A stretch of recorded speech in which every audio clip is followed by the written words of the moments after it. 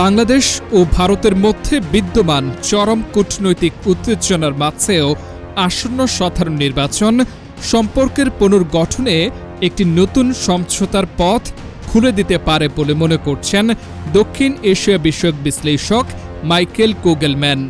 Online foreign পলিসিতে প্রকাশিত এক নিবন্ধে আটলান্টিক কাউন্সিলের এই সিনিয়র ফেলো উল্লেখ করেছেন, দীর্ঘদিনের তিক্ততা ছেড়ে ফেলে ভারত এখন বিএনপি নেতৃত্বাধীন সম্ভাব্য সরকারের প্রতি নতুন ধরনের ইতিবাচক বার্তা দিচ্ছে।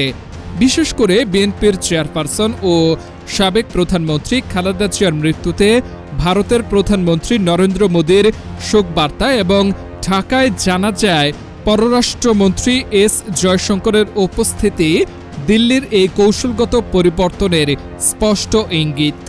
কুগেলম্যানের মতে জামায়াত ইসলামের সঙ্গে দীর্ঘদিনের জোট ভেঙে বেরিয়ে আসায় বিএনপি এখন দিল্লির কাছে তুলনামূলকভাবে গ্রহণযোগ্য হয়ে উঠেছে।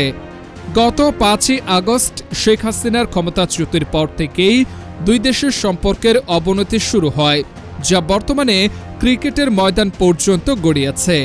বাংলাদেশের অন্তর্বর্তীকালীন সরকার সম্প্রতি আইপিএল সম্প্রচার নিষিদ্ধ করেছে এবং বাংলাদেশ জাতীয় দল ভারতে বিশ্বকাপ খেলতে না যাওয়ার ঘোষণা দিয়েছে।